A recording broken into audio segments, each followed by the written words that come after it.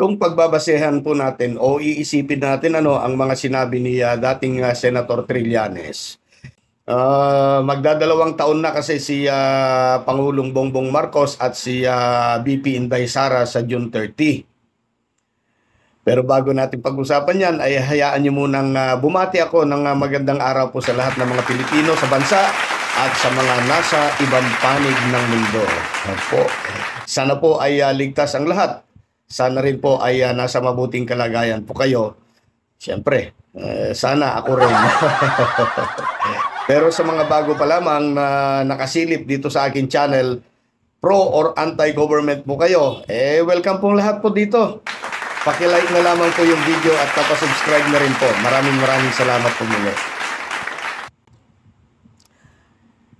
Sa mapapanood o mapapakinggan nating video ni Senator Trillanes, yung dating Senator Trillanes na tatakbo yata ng pagka-mayor sa Caloocan.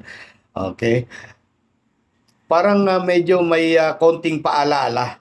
O parang pinag-iingat na rin si Pangulong Bongbong Marcos sa maaring mangyari, pero wag naman po sana. Pakinggan muna natin si Senator Trillanes. Ngayon lang, ang nadagdag lang na dimension is kung magpa-power grab sila after June 30, pwedeng mag-re-election si Sara Duterte, assuming it was done through an impeachment or yung withdrawal of support kagaya ng ginawa ng EDSA DOS. But if it's a straightforward people power or coup, ako naniniwala ang pauupuin nila si Duterte mismo. Palagay ko coincidence lang yan. Kasi itong pag-i-escalate nila ng kanilang destabilization efforts, magko-coincide ito doon sa June 30 na date kung saan magto 2 years na ang termino ni Vice President Sara Duterte, and therefore kung makakapwesto siya after that, eligible siya for re-election sa 2028, just like what happened nung kay JFA. Kasi sinusubukan nila before, kung natuloy yung kanilang coup, rebellion, withdrawal of support, people power, kung ano man, ay pwedeng si Duterte mismo ipepwesto nila, or kung by impeachment, si Sara Duterte ang ipepwesto nila. So, yun yung kanilang mga option. Ang sinasabi ko, yung communication plan nitong ouster plot laban kay President Marcos includes itong hearing na ginagawa ni Bato de la Rosa. Hindi ka magkakandak ng motu proprio Senate investigation na hindi naman national emergency. Kaya ka nagmo-motu proprio dahil hindi mo na maaantay na makapag-file ka ng resolution at i-pass on first reading. Ma-refer do sa committee mo. It should have national importance or emergency or urgency to warrant a motu proprio investigation. Dapat nagkaroon muna sila ng preliminary vetting preliminary research, vetting, investigation dun sa documents, sa yung witnesses bago mo iaharap dun sa Senado. Hindi nila ginawa yan, obviously.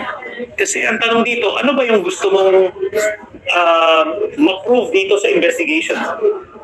Nung panahon ni Duterte, sinamin niya nga mismo na addict siya sa fentanyl Tapos nagmamariwana siya. Hindi naman kami nag-conduct ng investigation doon. Di ba? Ang importante dito is impeachable ba yung offense? Kung meron bang gustong imbestigahan, ano ba yan? Betrayal of public trust ba yan? Or corruption ba yan? Wala, it doesn't make sense Nangangapa siya doon Parang talagang binigyan lang niya ng platform yung mga binabalita nung vlogger ni Duterte. That definitely does not warrant a Senate investigation.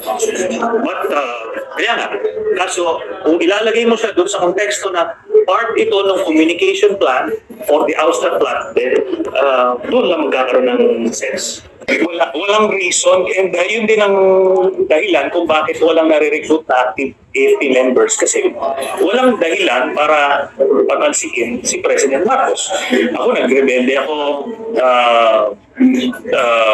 twice over, kumpara dun sa mga kadahilanan namin noon, ngayon wala talaga tayo nakikita pa.